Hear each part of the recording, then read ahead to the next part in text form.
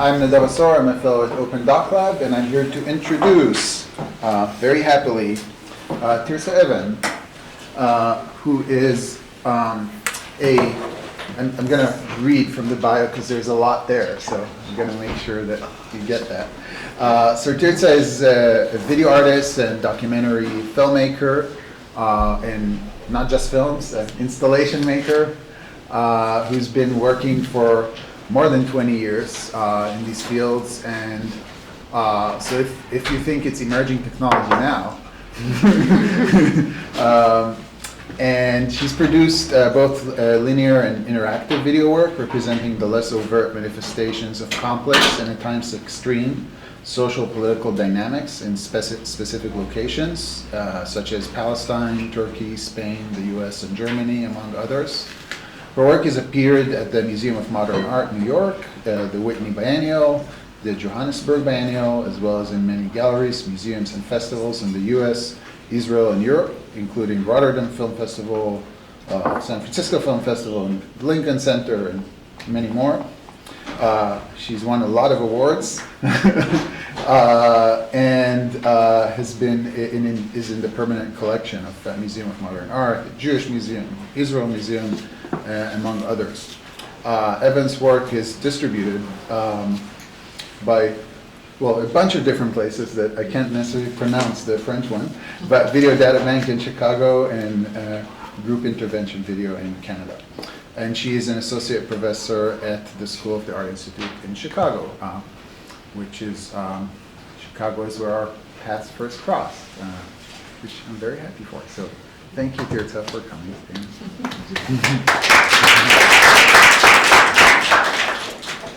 Thank you, everybody. I'm going to start off with an apology. I didn't realize how informal this setting is, and so I prepared a really formal presentation, and I crammed many ideas that are very interwoven into this text, and so I'm not going to try to veer off of it, and I'm going to stick with it so that it can all fit into the time that I have. But we'll open it up when I'm done and then kind of loosen it up. So I apologize again that it's going to be me reading in front of you. What I'm going to do is present here a handful of examples of both past and present work that I arranged according to several primal focal points, which all manifest the problematic, yet for me very exciting, entanglement, and that will be a term that I want to keep coming back to, of my own story with the stories of the people that I encounter and record. Or the people that are my interlocutors, and that hence the term second person that again will interweave through the presentation. One thing that I want to just kind of confess here, the term second person and a lot of reading around it is something that is I'm very busy with recently around a new project called Second Person. And what I was doing was trying to use the presentation here today in order to find it in all my other works, that preoccupation. So you will see those kind of threads tied through the other projects, and it serves me as much as anything else in my research on the new piece that I won't talk about here. Over the last 20 years, I've been developing a language for representing the encounter or conversation, and this will be another term that I will keep coming back to, with a variety of groups and individuals, like Nadav was saying, people in Palestine, Turkey, Germany, South Africa, and many other places, US, of course. At the same time, my work could also be described as a detailed exploration of the inevitable failure of this very act of representation. My aim has been, therefore, to express the freedom from an imposed narrative, including my own, or ideological framework that the singular details and lives that I find embody.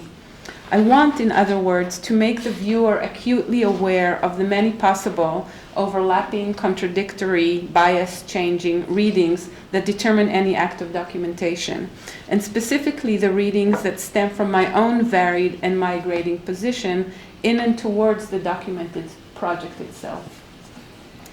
In place of a strict linear narrative, I therefore enable a variety of points of view to mutate, coexist, override, conceal one another without reference to a singular, complete, or dominating story or character.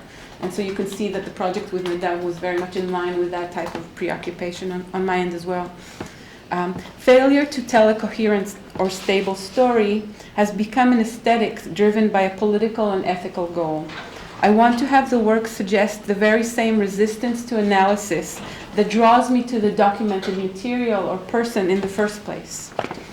My goal, that is, has been to formulate methods that would frustrate the understanding of what I at the same time want to grasp and to know and to tell. More and more I also strive, and this is where again my new project Second Person fits, more and more I also strive to have those failures of vision and insight be descriptive, indirectly, and yet in very minute detail of myself, the absent, off-frame addressee or second person of those stories that I depict. So somehow I put myself in the center, even though you never see me or even hear me. But the characters around me kind of create a silhouette slowly over time and more deliberately, with more and more contour, perhaps. I'm going to start with a quote by Joan Didion. Everything good? Yeah, just answer. The voice. Yeah, no, so Sarah's going. Oh, so you can read my very thin font. Okay, I'm going to read it out loud. So this is the first quote by Joan Didion.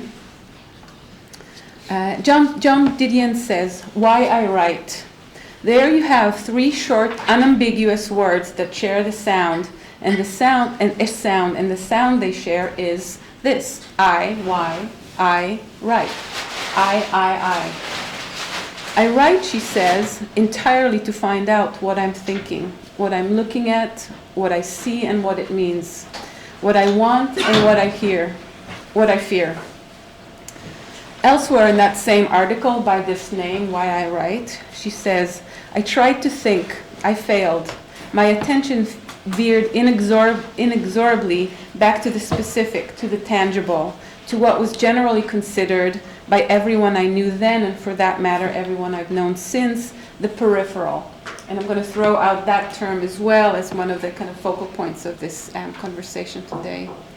I'm going to explore several meanings of the term peripheral, and I will do it through a handful of projects initially, and some of them more early or recent.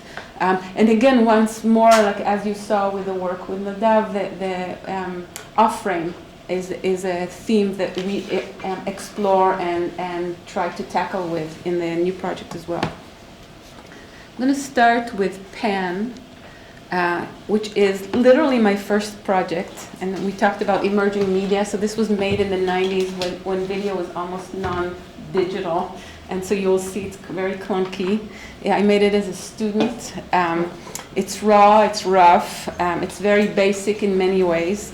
But for me, it really encapsulated some kind of understanding of the visual language that I was to explore in future years.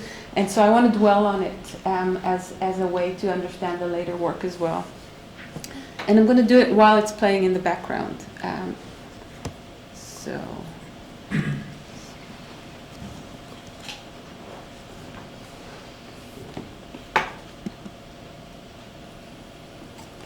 Pan was the first in a series a series entitled Blind, of short vignettes, or what I called at the time vignettes, containing a single evolving disruption. Is it playing? Yeah. Okay. Of distinct scenes, using images bordering on the generic, that such as anonymous figures like the ones you see here, open landscapes that were shot from afar. That is, figures and places that I could easily manipulate and thus use as a reflection of my eye at them. It was very critical for me at that point that the scenes are always documented rather than staged, though, so that the slip between what I perceive or document and what I project or construct, that is, create, or the fiction of it, will be enacted in the piece. The slippage between these two seemingly separate categories. In conceiving Pan, I wanted to convey the off-screen as a positive physical space existing between two sections of an image, and you see that here with this line here. The space, the off-screen in this case, is maintained dialectically in the tension between the indication of the absent space, which this line refers to, and the proximity in the screen between the two parts of the image. You can see that the portion of the screen to the left is slowly sliding into the crack, so that in the reference, the space that the crack refers to is expanding, while the crack itself is staying the same in the front image. And so the gap, if you want, between the signifier and the signified is beginning, they start drifting from each other in terms of the space that they demarcate. The off-screen space acquires meaning through the constant motion of the seated couple into the void. And then the final entrance, which you'll see in a minute, of the solitary figure into the screen right. The piece was actually a tribute to a friend that was dying of AIDS at the time and was initially called Positive Space, which is what the crack was intended to imply. Through the use of a formal device, and in this case it's a pan or a camera movement, as well as a split screen, I impose the story over the documented material. The form, that is the pan, becomes the plot. It's an event that the figures undergo. It's as if I'm reaching out from this side of the screen, as the editor, into their world and affecting it radically, creating an experience of loss, which is really my own projected fiction, by the protagonists themselves who are inhabiting the documented footage. The presence of the viewer or editor is made internal to the image. It affects, like the pan, what occurs inside the scene or the story that I'm telling. As a result, the scene appears looked at, imagined, or remembered. And this is perhaps the first clear instance of what I mean by entangled. Me with it, or my story with the story of those two people on the bench. I'm going to just let it play out.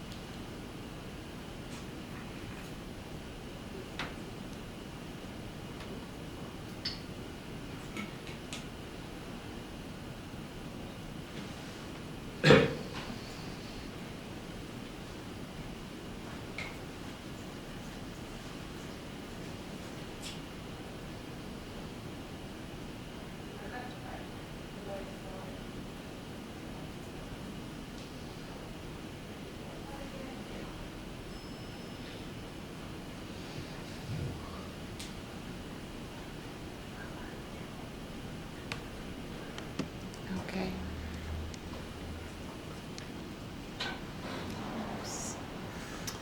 Parallel to the single-channel work, and often using common footage, I produced a set of interactive projects that allowed me to engage more directly with the limits of the act of viewing. I'm going to show you just one of those pieces in this presentation, and the name of it is Slip.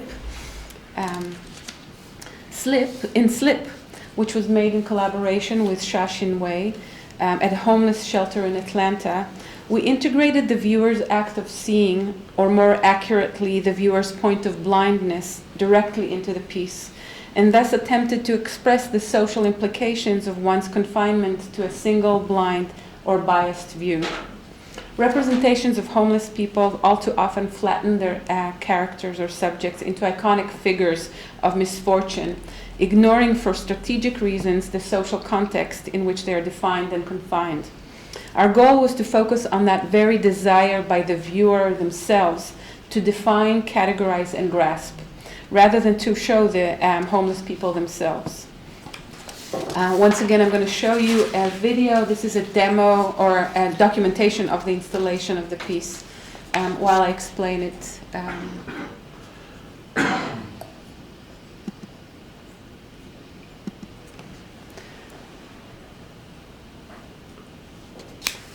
The installation consists of a video projector mounted in front of a constructed wall.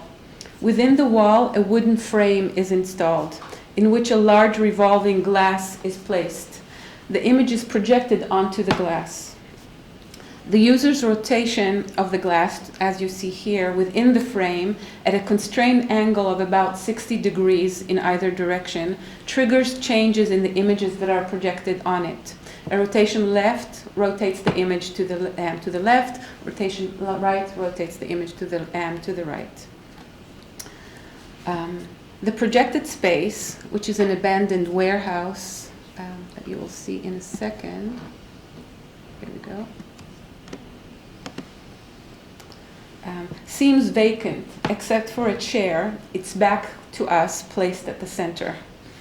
With a fast turn of the glass or screen or camera on its center axis, a brief glimpse at the people seated on the chair, yet hidden in seams fracturing the empty space, is hinted at but frustrated. The limited rotation angle of the glass confines the viewer, even at best of times, to the back or the profile of the glimpsed at figure. And though the scene's rotation expands upon the slowing down of the screen's rotation, with the viewer focusing on the quest for signs of human presence, this latter attempt itself exposes only faint figures turned and turning away from the viewer and quickly receding into the background. Our goal was to frustrate the installation's implicit promise of access to an expanded point of view, to additional information. You turn the glass sideways, assuming that you're going to see more, not less, of the people seated inside, but you don't. While keeping within a conventional, central, static, and uninterrupted, that is, uninteracted with, view, the scene seems to be intact, coherent, and vacant of any socially disturbing signs. The piece is empty and intact. There are no homeless people here. It's the viewer's sideways gaze to the periphery, and this is again the same kind of concept coming up, of the social spectrum in this case, matched by the motion of the screen or the camera, the image. That is, interaction itself, the desire to see as it is expressed through it, that reveals one's ultimate confinement to a single imprisoned perspective, in which what is off-screen is also off-limits, and what is marginalized, for instance, the homeless people, remains ungrasped. In many ways, this is an interactive piece that tries to challenge the illusion of interaction to begin with. And I do the same when I use later on 3D animation in order to penetrate and expose the flatness rather than enhance the illusion of 3D. And I think part of what, again, the conversation we had earlier about the VR, use of VR is trying to do something similar to kind of undermine the promise of immersion through using a new medium that is on the surface of it, promising more vision rather than less. The next piece, Icarus, is another example of a project in which, as in Slip, the camera's movement is used as a means to comment on the landscape's social and political determinants. This is the first installation. I'm going to show you a demo. It was very difficult to shoot the installation in the space where it was initially installed, and so the demo will be my way of explaining it. And again, I will talk while I show this to you.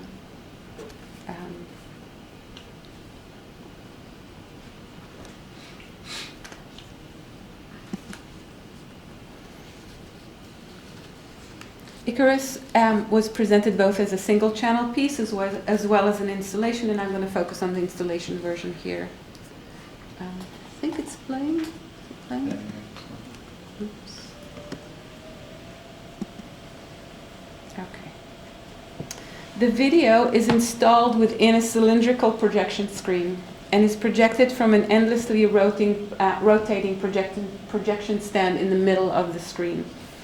As with the crack in pan, I'm creating here a deliberate gap between the reference, which is a linear scan of the city that is the topic of conversation in the piece, and the sign, the circular screen, that is thus through this gap indicating that there is no return, no retrievable origin. When you come back, when you kind of finish a scan of the circle, you never come back visually to the beginning of the screen. You keep unfolding the space, which is linear in its reference. Icarus was shot in Cartagena, Spain, which is a site of manifestations of both power and disempowerment for an array of cultures and regimes. During those times, the city served between long stretches of decay, epidemic, war, destruction, and then recuperation as a thriving port, a strategically valuable military base, and an industrial center. Currently, it's a small peripheral town inhabited in large part by the immigrant community of a Moroccan day workers, and it's bent on extending its tourist and cultural appeal by means of a supervised series of house demolitions in sites intermittently dispersed throughout the center of the city. All about to be reoccupied in the future by luxurious apartment hotels. At the time of Icarus' production, the various signs of power and entropy, of centrality and marginality, whether military, political, ethnic, economic, cultural, or social, was eclectically displayed in the city's layered and fractured architecture and human arena. The edited video for Icarus consisted of a 12-minute reverse pan, an impossible return or a temporal wipe across circular sites shot in Cartagena, each stitched together out of patches, both spatial and temporal, of the city's urban landscape. The act of weaving in and out of the scenes and of moments betrays unseen cracks into which various characters slip, from which they converge or disappear. The landscape thus peels and unfolds, turning back but never arriving at some intact moment of aspiration or origin.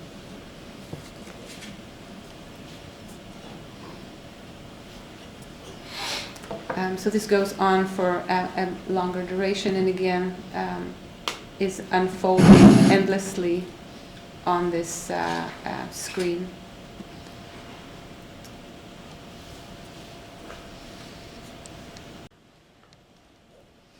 I'm going to mention here two additional more recent pieces that explore similar formal implications of gaps and the off-screen, but this time with an eye more explicitly on the breakdown of narrative, and especially the breakdown of the social or legal narrative. Both are part of a larger body of work that are related to incarceration that I've been producing in the last 10 years or so. So I'm going to show two projects from that group of works. The first one is Natural Life. The second one is called Half Truth and Full Lies, more recent, somewhat work in progress, almost finished piece. So this is Natural Life. Natural Life is a threefold project comprised of a single-channel film, 76 minutes film, a two-channel installation, and an interactive archive. The project challenges inequities in the juvenile justice system by depicting the experiences of five juvenile lifers, 5 juveniles that received the most severe sentence available to convicted adults, the sentence of natural life or life without parole. Formally, This was done first and foremost through the device of a split screen, and that was that concept runs through all 3 iterations of the project.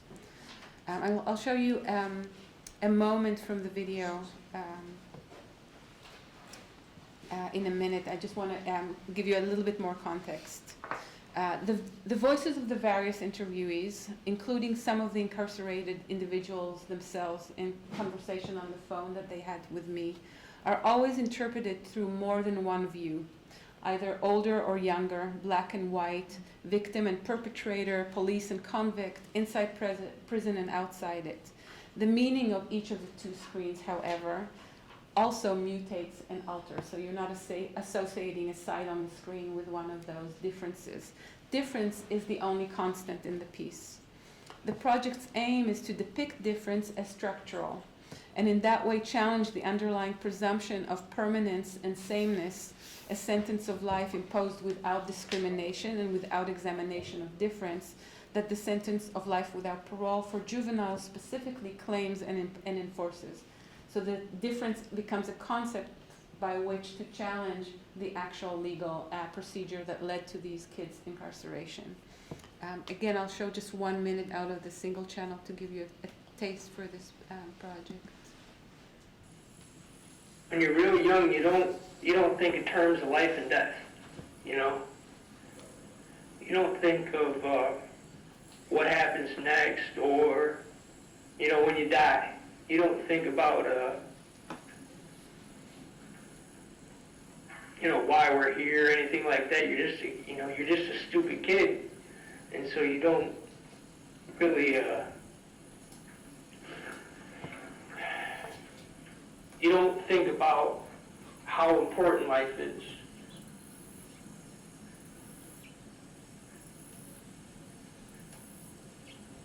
You don't see in those terms yet.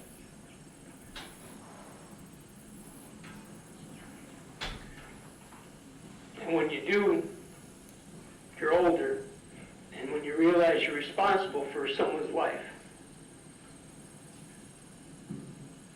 and you think back as to why you did this, and you can't come up with the answer. You can't even figure out why the hell you did it.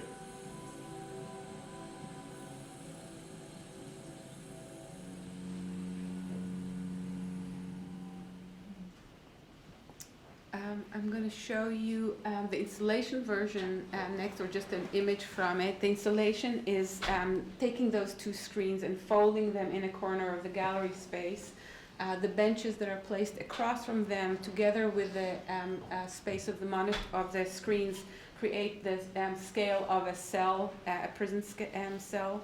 And there's some more sculptural components that I'm not going to get into it that lead to the installation itself. And lastly is an interactive archive version of the piece, where the breakdown is taking place between top and bottom screens rather than 2 sides. And again, I'll show you just a short demo to give you a feel for what this does.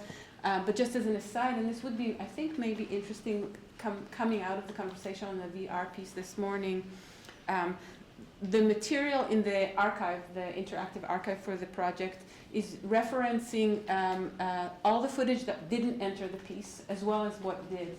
And you navigate the stories and construct the focus depending on your own interests. Either thematically, you can navigate themes such as the crime, life inside, etc., or you can go deeper into each of the characters and all the people that were interviewed that relates to their story, and get a better feel for their own trajectory. So once again, this is going to be a very fast demo of the archive.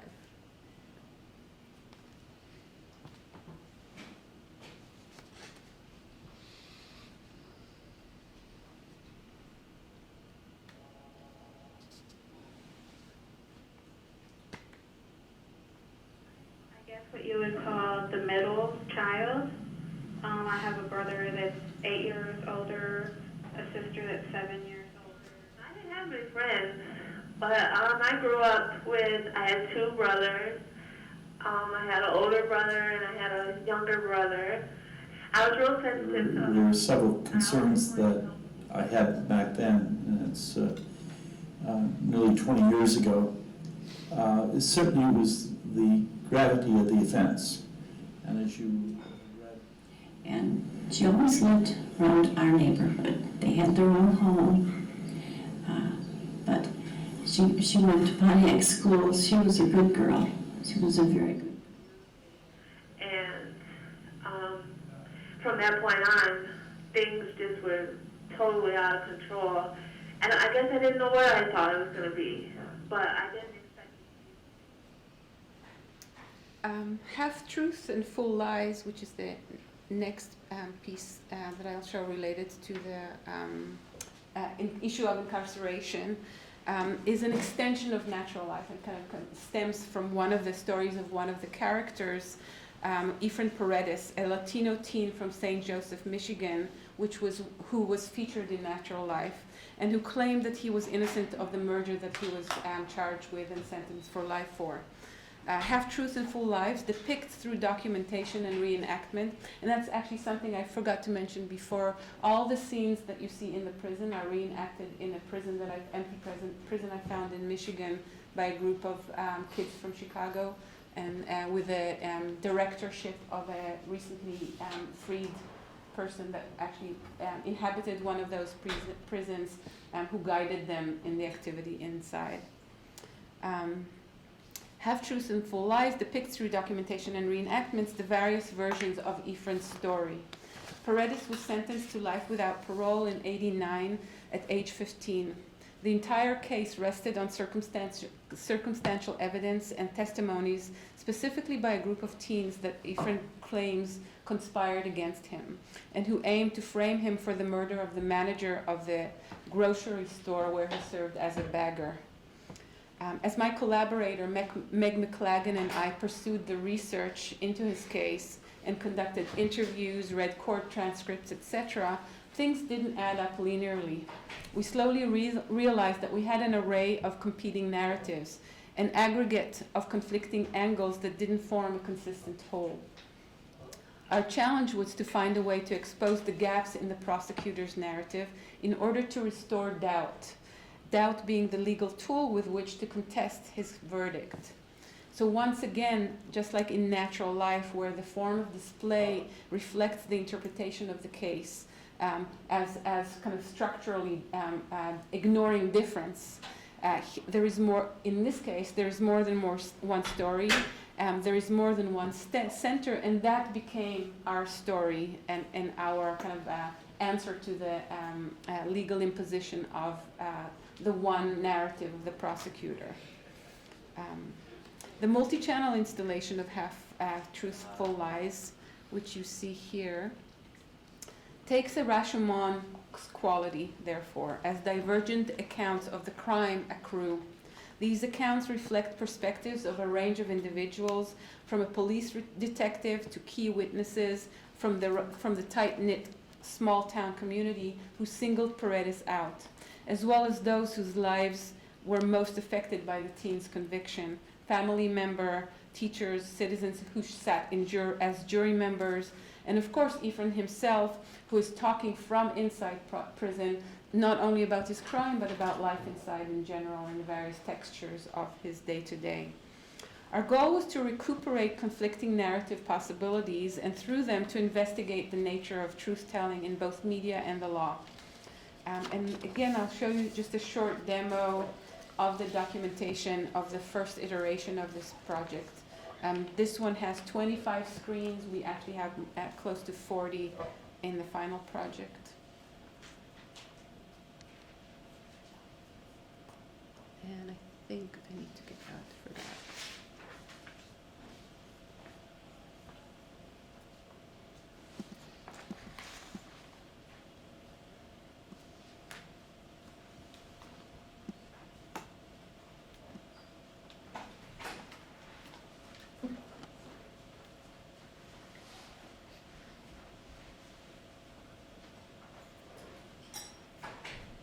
I think it all begins with being a juvenile when all this started.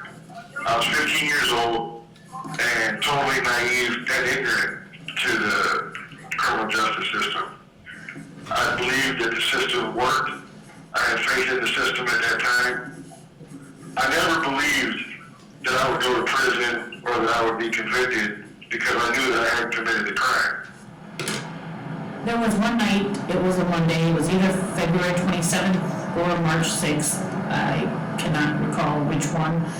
I had talked to Ephraim the night before, and we had planned that he had JA the next day.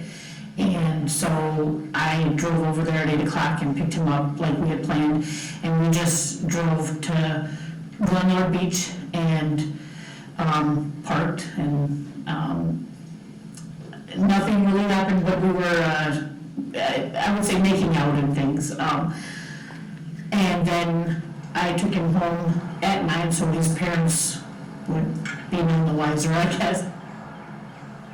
The day after the arrest, the day after Ephraim was arrested, and there was nobody home here. The garage door was closed. We knew they were gone. I was looking out my front window across the street to the Copenhagen's home, and there was a car parked in front of their house that was the odd bluish, greenish, silverish color, but what model it was, I couldn't tell you right now. It's been a long time. I know it was not a compact car. It's a supermarket. People come and go. The one young man that supposedly did this was a bagger at the store. He was a real nice kid, very highly educated, had scholarships to 10 of the top universities in the country, from what I understand. So it's just hard to figure out what was going through his head to make him do something like this.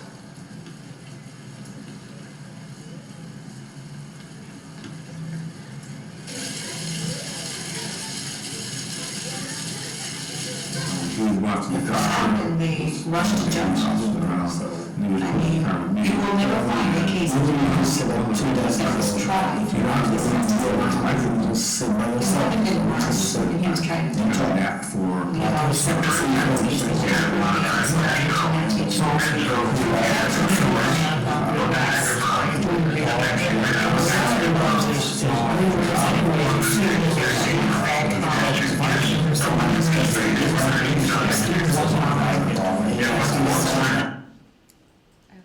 And you can understand, you can listen to all of these voices through headsets. So this is just a demo version for you to hear them and get the concept of the simultaneous voices. I'm going to move to the next topic of my of this talk.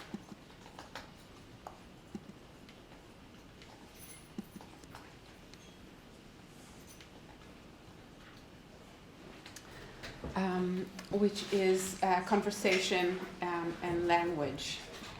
Depicting and fracturing group identity, specifically through gesture and language, constitute the next focal point. I'm going to show you images from two pieces that best illustrate this theme. The first one being definition. In 2005, I was commissioned by the Jewish Museum in New York to produce a piece with Brian Carl for a show revolving around Jewish identity. The purpose of definition was to represent and challenge the problematic and contradictory multiplicity of the definition of the term Jewish in the contemporary United States. Here, as in Half-Truths and Full Lies, we created an aggregate of meanings or definitions that are not additive, but rather contrapunctal, polyphonic, and that are designed to fracture the uniformity of the term and expose its inherent mode of bias. The metaphor of a sign language metaphor serves as a formal access point for the piece. That is, the stage moment making up the fabric of definition consists of a vocabulary of invented and choreographed gestures, such as these. The gestures, however, were deliberately hollowed out of any denotative meaning. They acquire meaning only contextually and hence temporarily and arbitrarily through their intersection with a changing soundtrack. And so you can see the kind of images that was moving behind them, very much in the spirit of Icarus that you just saw. Performed by several dozen performers, These gestures were executed in scenes taking place within diverse interior and exterior locations in New York. The scenes were then stitched together via the device of a continuous pan or a tracking shot, which in this installation functioned as a visual backdrop for the separately recorded set of audio interviews, which are really the primary focus of this project. The flow of audio was internally dynamic and open-ended. An endless sequence of 2-minute sound clips, drawing from a database of about 15 to 20 hours of edited conversations, was playing in a restricted yet multiple sequence, which was created in real time by the computer, using jitter. That is, the flow of sound was never predictable or repeatable, even while it was coherent and cohesive and followed a set of themes, such as these. You can see here this list of themes that the material was organized around. They range from seemingly innocent terms, such as food or music, to more explicit topics, such as exclusion or the wall, militarism, etc. The interviewees included people on the far edges of the category Jewish, on the periphery, if you want.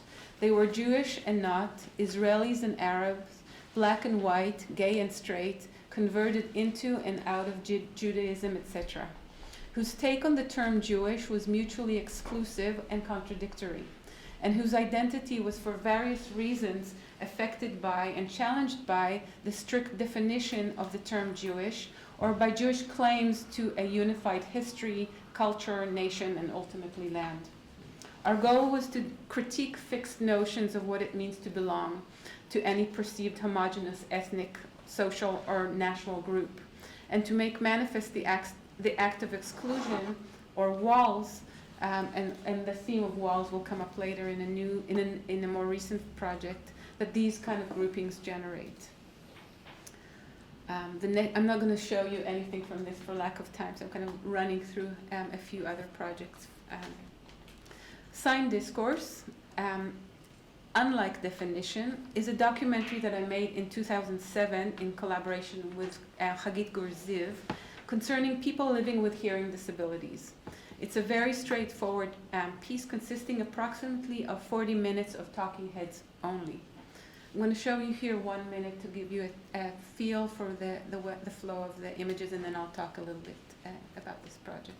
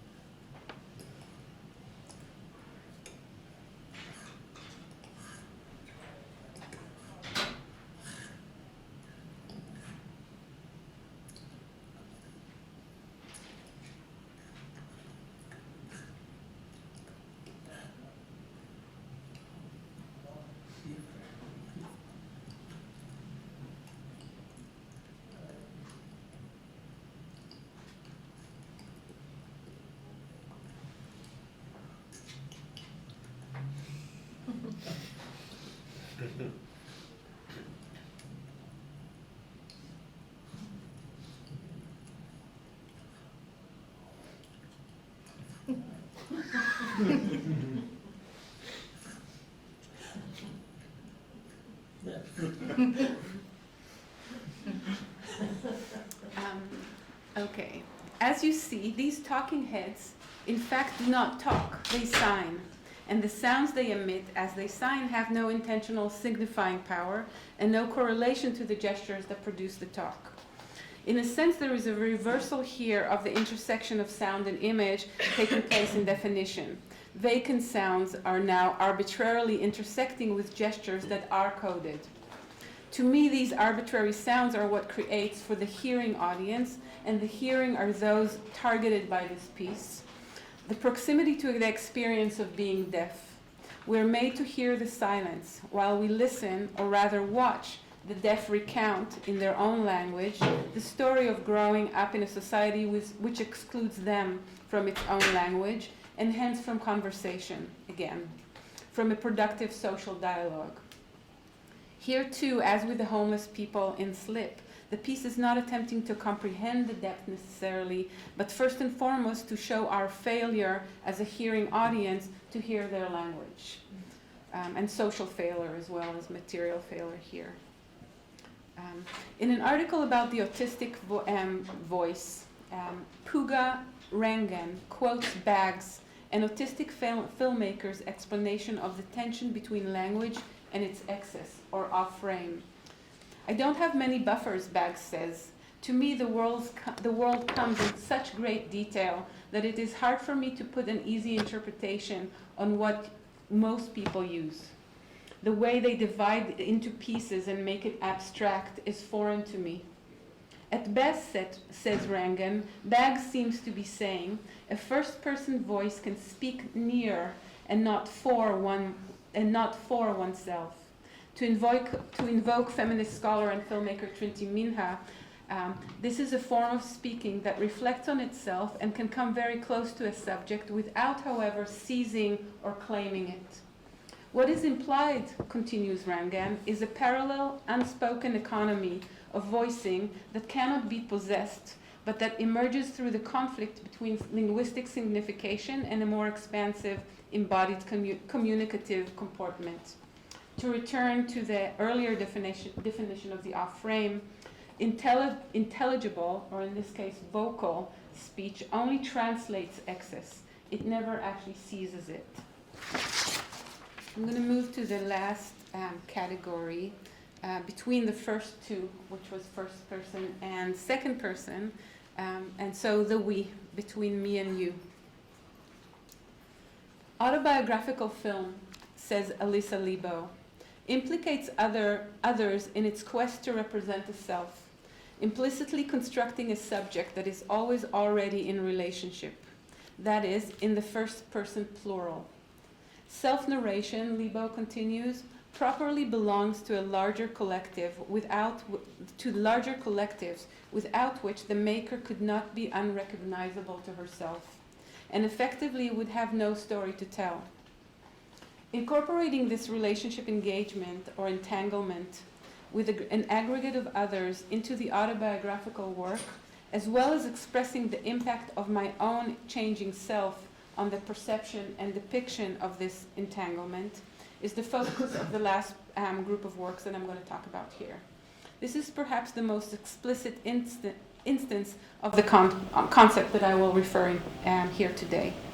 Conversation, that is, to follow Lebo again, has become for me a tool for crafting an ongoing personal story. And the key word here is ongoing. It never ends. I'm going to talk about a group of projects that I think implements this best. When trying to tell the story of a cultural or political place, there is no escape from an imposition of a personal changing bias on the description. The history of ethnographic film can be viewed as a series of experimentation with form and narrative techniques that strive to bypass, solve, or at least acknowledge the breakdown of narrative, the slippage between documentary and fiction, the elusiveness of otherness, and ultimately the fragmented, changing, fabricated other in one's own self. One of the formal solutions to this questioning, and I'm borrowing here Catherine Russell's analysis, is autoethnography, documenting one's own story as it changes, and inevitably as it changes by its very documentation. And you can see this kind of emerging from the cinema verite of Rouge that we talked about earlier this morning. The cluster of works that I'm going to end with today constitutes an ongoing documentary project that spans close to 20 years, as well as a wide range of media. It is endless, and it is ongoing. These media include single-channel short video, a feature-length film, a CD-ROM, a website, a written text, a 3D animation installation, and more and more. It doesn't end. The bulk of this material was that set this project in motion was shot in a refugee camp in Palestine in 1998. These initial encounters that you see an image of here, or conversations in Palestine, resulted in the first iteration of the project, which was a 35-minute single-channel video documentary entitled Kayam al-Khulbano, or Existing on Its Ruins. Following the completion of Qiyam al-Khubano, I produced 2 additional interactive iterations of the same piece, a website and a CD-ROM, where you navigate the footage a little bit like the archive in Natural Life. And then 2 years later, after completing these 3 versions of the story, I returned yet again to the images imagined, to the images seen, shot, and digitally manipulated during the making of the initial documentary, with a piece called Mar'e Makom. And the term Mar'e Makom in Hebrew is a pun that denotes, on the one hand, an image of a place, that's what it literally means, but on the other hand, it also means footnote, or a text that is peripheral to the main document.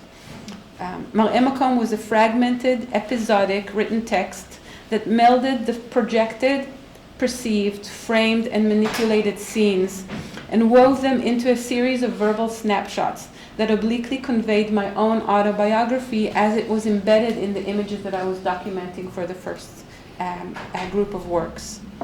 The story of Mar'e Makom, which again means literally the image of the place, is engaged with what place retained, what it witnessed, how it felt, how it was longed for and lived through, how it was contested, constructed, evacuated, and occupied, how it changes, grows, or deteriorates in the eyes of the main figures that participated in the initial documented encounter in Palestine.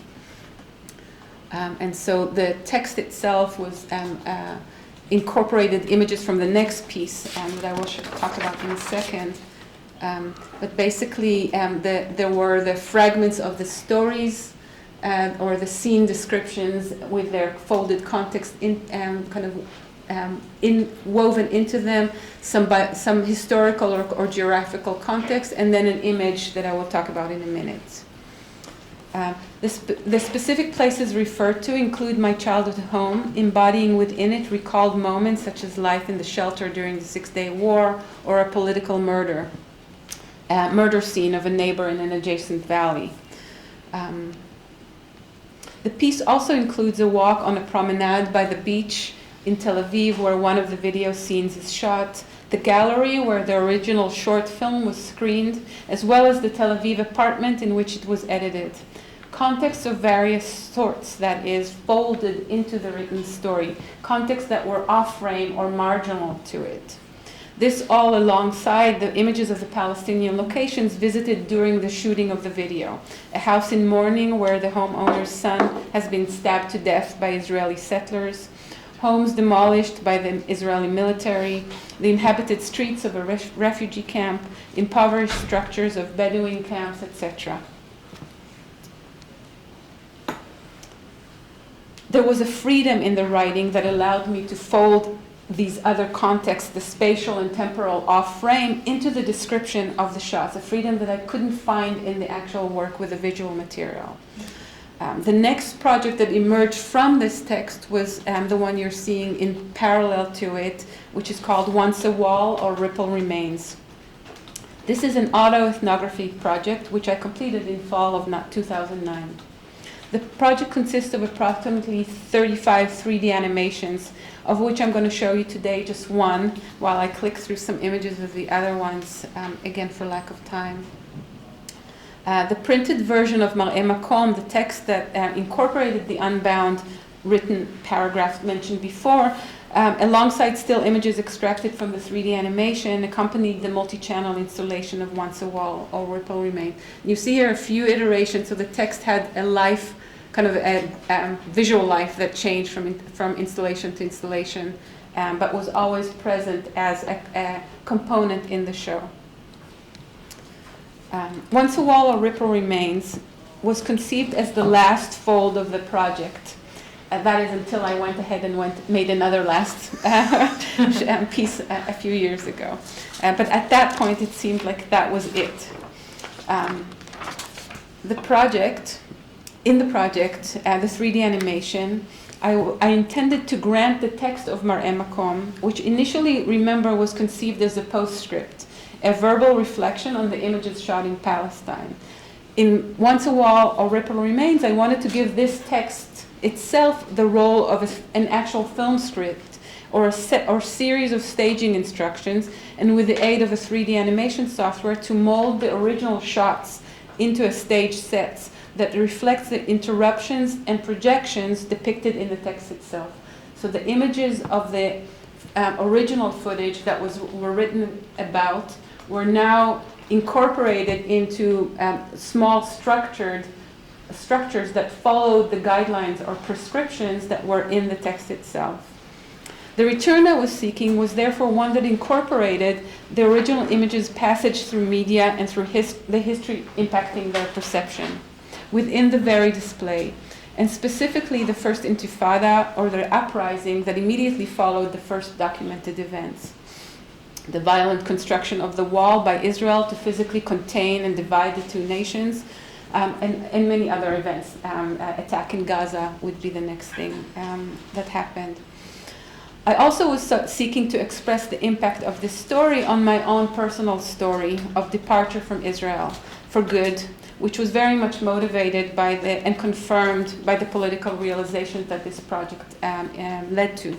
So the context fold to that extent. My own biography, as described in this autobiography, was impacted by the original encounters that led to these series of documentations.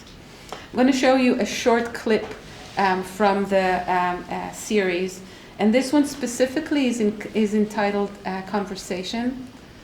So it works in this context best, and is depicting a couple, a Palestinian man and an Israeli woman, strolling by the Tel Aviv shore, where, by the way, Palestinians are not allowed to come or walk.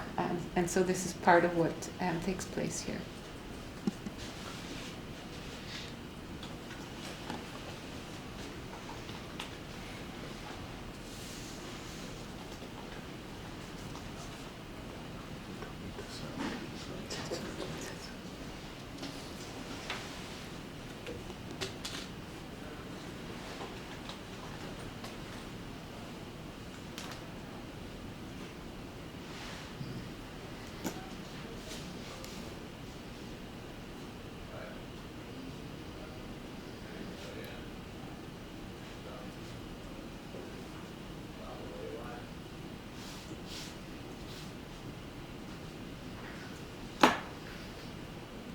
Okay, so these kind of animations would be looping around you in the space. I'm going to end with the last, with kind of a short version, a segment from the last piece that came after this one was finished. So 5 years later, I still went back to Palestine, Israel, after the completion of this 3D animation installation. And I went back to this childhood home that was an implicit or peripheral focus of the set of works that kind of were stemmed by the encounters in Palestine. Landmine tells the story of a 3-apartment building that I grew up in Jerusalem with my family, along with 8 other families or neighbors. The project, which is a feature-length experimental documentary, just finished a few months ago, attempts to expose the repressive and damaging manifestation of Israel's psychological and national concept of defense through the stories of the neighbors or tenants in the building. Together, the residents' stories form a mirror image to a society which is prey to the violence of its own defense mechanism, its landmine. A series of unnatural deaths and departures, almost all of men, disrupted the lives of the 9 families sharing the building. Landmine forms a fragmented assembly of the portraits of the men gone, the women who mourn them, and the one socially inept and isolated tenant, a musician that still lives in the building, in the very apartment that I grew up in. The concept of ruins, or a disarray of partial and fractured, even while drawn out and detailed depictions, formally informs Landmine. In addition, portions of the landscapes in the film, the desert, the graveyard, the adjacent valley, as well as the building structure itself, are almost imperceptibly destabilized and set in motion, very much like the ground in Chronicle of a Fall. They are bending, they're splitting, and they're folding. I'm conflating in it the notion of an earthquake that is discussed by one of the neighbors with that of a landmine. The stress on the land, psychological or physical, the violence, the repressed people, the unspoken of histories, all generate a movement off frame or underground that is threatening to fracture and open up the surface at any point. And that's kind of the feeling I want you to have while you're watching the film. The subtitle of the film is The Other Side of Silence, and I'm referencing here George Eliot's words about yet another abyss, or the ultimate off-frame, if you will.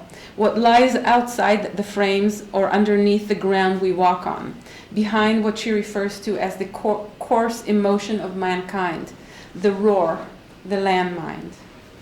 And I'm again going to, for lack of time, just show you a couple of minutes from the film. And then I'll be happy to answer questions. So this is extracted from pretty much the middle.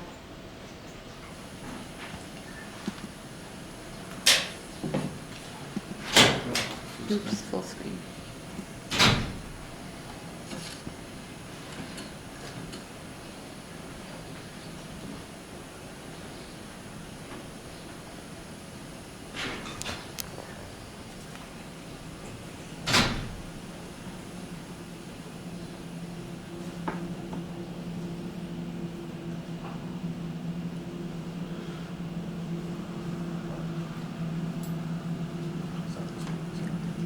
אומרים שהזמן מרפא פצעים, ואני לא מרגישה שהוא מרפא פצעים, הוא מכסה אותם, אבל הוא לא מגליד אותם. הפצע נשאר, רק שמעליו נוצר איזשהו קרום או איזשהו, או שמים איזה פלסטר או משהו כזה, אבל הפצע נשאר, והאמירה הזאת שהזמן מרפא את הכל, אני לא מאמינה שהיא נכונה.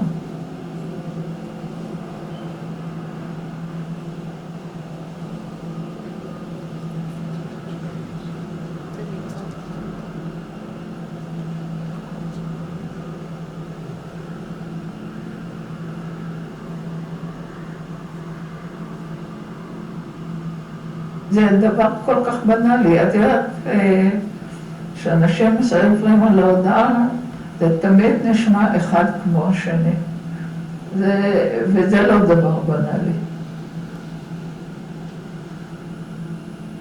גוני היה ילד מאוד רגיל, מאוד ישראלי. הוא היה גבוה מאוד, הוא היה נער יפה, היו לו המון חברים שכולם נשארו חברים טובים שלי עד היום. הוא התגייס לצבא ומיד היה ברור לו מה הוא רוצה לעשות בצבא. לשמחתו של הרב הציע לו לפקד על הסיירת, שזה בשבילו היה סגירת מעגל, וגם משום מה במיתוס הישראלי זה כבוד גדול מאוד.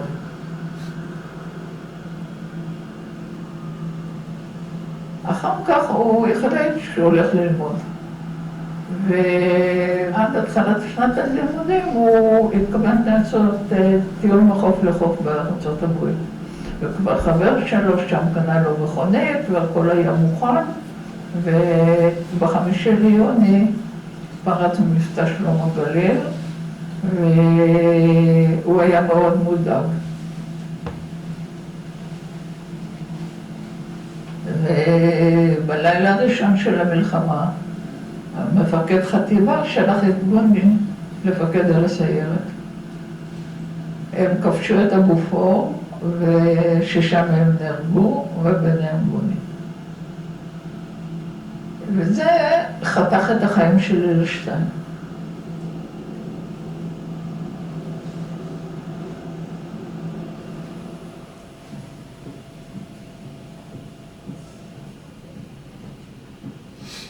במקום שבו היה צריך להיות גוני נשאר איזשהו חלל גדול מאוד. תראי, זו אמירה נורא שבלונית. זה כאילו שקטעו לך הרגל, זה בעצם יותר גרוע משקטעו לך רגל.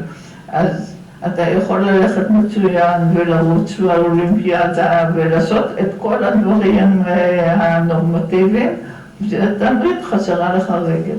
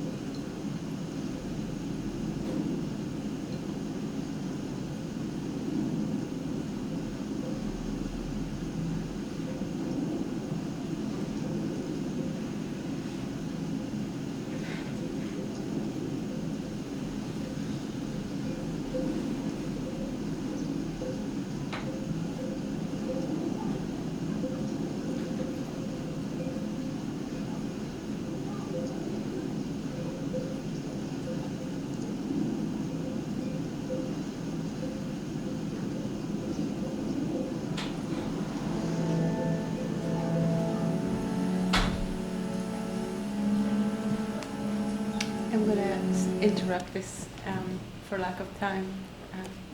And I'm sorry about the glitchiness of the drone image. I think the computer's having a hard time carrying it. But I'd be happy to answer any questions, thoughts.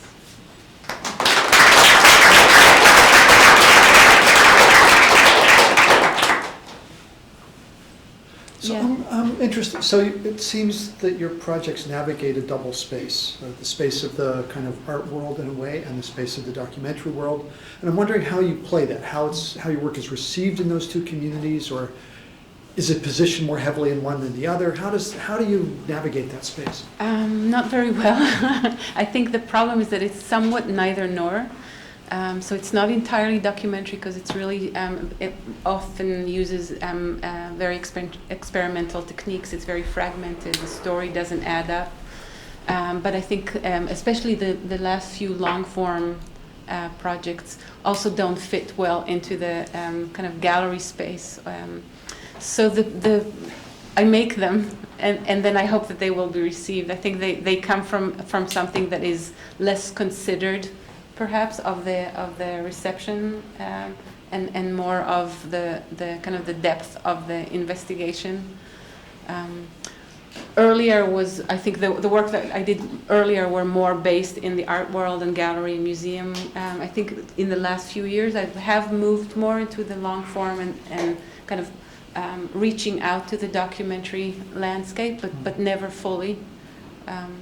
And just to So follow, I don't know if I'm answering it. do you see that changing? I think back on 1926, 27, Ruttmann Right. makes Berlin, Right. and it's framed actually as avant-garde. Right.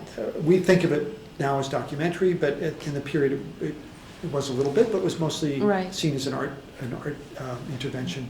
Do you see the ground shifting at all? given all the- Absolutely. yeah. I think that, to me at least, is an extremely exciting time in documentary, especially in documentary landscape, where experimentation of really different ways are happening. Like the fact that this is happening is I think in some way a symptom of the times.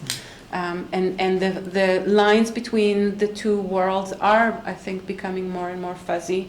I think the art world is also more and more allowing long form and documentary work to enter it. And since I don't believe that the separation or this is actually real, it makes a lot of sense. But I do think that it's moving in that direction. It's moving in that direction. I think in terms of principle, I don't think that we still that we yet have the forms of viewings that would enable some of these migrations. For instance, I don't know if there's a way to watch long form in a gallery space. I think this morning we were talking about compromising with the fact that people will only get 10 minutes of our work. which has, you know, hours and hours of material in it. And to me, there's something in that needs, the world itself, the reception needs to shift somewhat. And maybe we just haven't found the space yet of viewing, or the habits haven't formed yet. But I think the work is definitely moving in that direction. Yeah. I'm just curious about the expense of your projects. Do you get funding for them, or are you able to shoot this really inexpensively? Both. I usually start with nothing, and I do a lot of work for free. I never earn anything, so that's never there. Usually what happens, like consistently, is that I spend a lot of money and then it comes back in some way or another through grants after something is made. More and more so in recent years, I can gamble more. And then there's just like amazing serendipitous things, like the natural life piece. I was working on another project with a teen, somebody that entered prison as a teen, and that was an animation we were making together. And then I had to leave Michigan, where that work took place, and move to Chicago. And I decided I'm going to do something more mainstream that deals with this issue. And I literally wrote one email to a lawyer that I knew was dealing with it peripherally. I didn't even know exactly what she was doing.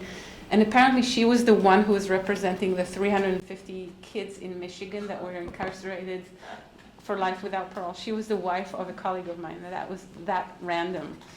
And not only that, she just a few months earlier got a grant from the Ford Foundation that included a portion for a video. And this only happened once. And she just said, come. And she opened her office and she put all the files of all the kids and kind of gave me some kind of outline on the ones that she thinks are interesting, and a line to talk to them, because as a lawyer you can actually talk to them in prison, and money to do whatever without supervision. She was just like, here. So that was once.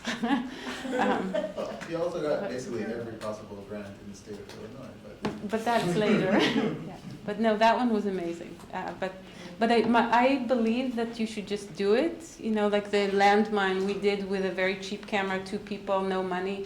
And then money started coming when we had some footage. And it never creates a hole I can't come out of. But that's kind of my irresponsible recommendation. It's not VR. I mean, now we're going to deal with a hole that we might not be able to come out of. Yeah. I really enjoyed how you mixed in like the video space and like the physical space of the gallery, and like how that paired together. So I was wondering, like when you're entering into a project, like at what point do you start to think about how it's going to be structured within the gallery itself? And like, is that your initial process? Like, you already know what you want it to look like, or do you go into the story first and then kind of see? I think both. The earlier work, I really didn't know what will happen. I thought of a theme or a story, and then I went there, and usually you find things that you didn't expect, or if you don't, then it's not interesting. Like where it becomes exciting is where it takes you off track. And then I come back and figure out what form fits that type of footage, and it emerges. So you start with single channel and you feel like something doesn't work yet, and so I move to another version and find a way to address the other material or the other underlying stories that didn't come through in the more structured piece. But pieces like Landmine, this last film, I knew exactly what I wanted. I even knew what metaphors I want them to have when they describe a theme, because everything was already kind of outlined in terms of the weaving of the various themes. But that was a rare moment for me, like, to know it was so much my story that I really could own it. But usually I really enter very irresponsibly. I just think of something and go and life hits you, which is part of the magic of documentary, I think, for me. Yeah, thank you so much. I mean, each of these projects was, I mean, it's a whole seminar or longer, in and of themselves to talk about. For the natural life project, I mean, there's so many different components of it. It's expansive. It's museum space. You mentioned the digital archive. And I was just wondering, kind of, what's your vision in terms of the life of this material and that project? I mean, do are you going to be partnering with like legal aid societies or schools? Is it going to have an educational component? It was so powerful in that installation, but the topic and these issues are, well beyond, the space of that installation. So No, and that one specifically was going, and it went to a lot of like spaces like community centers and legal kind of conferences. The online version that the archive was on, I just removed it because they changed something in the programming in the hosting that shifted some of the behavior of the material. But that was designed to have let people everywhere access the stories in their own, create their own paths. So it went through many, it had a really vast community types that it traveled through, and that was part of the motivation behind creating so many versions in this specific case. I think, though, part of the problem of natural life is that it was still, and this is maybe answer to you as well, it was still very formal, and like the two split screen, and like there was still, I was kind of pulling it towards the art scene, maybe beyond what the material needed and wanted to do. And so I feel like that was a mistake on my end. I really wanted it to be given to a much broader spectrum of viewers, and I cut it short with the formal choices I made. And the archive was supposed to kind of make up for that to an extent. But that was a lesson. I really wanted to step away from my own kind of default with that one, and I couldn't bring myself to go all the way.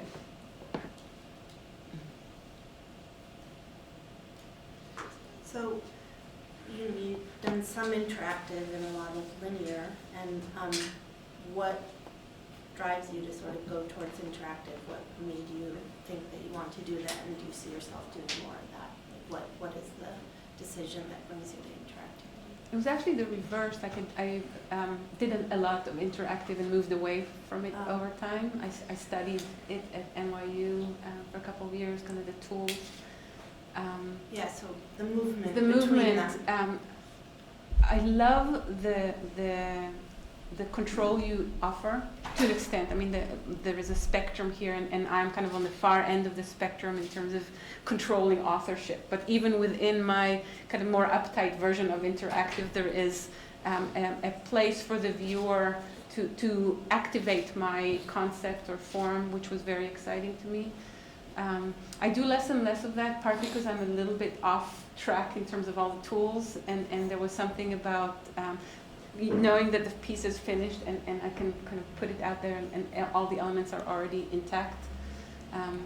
So comfort maybe was part of the way out, and I'm coming back through Nadav to his skill set, updated skill set, I think back to it, because I never fully left it, but and I think that for each theme again and each topic wants something else, so some of them need, like the landmine really can't exist in an interactive form. It's like a puzzle that I'm building and I don't want you to build, or I want you to be activating it while you're viewing, but all the connections are very specific. Whereas, for instance, the archive, I think, is maybe the best of the three versions of the natural life, because it's so open and you can choose how to what to focus on and how to navigate the material. So it really depends, I think, on the theme, maybe on the metaphor that I come up with.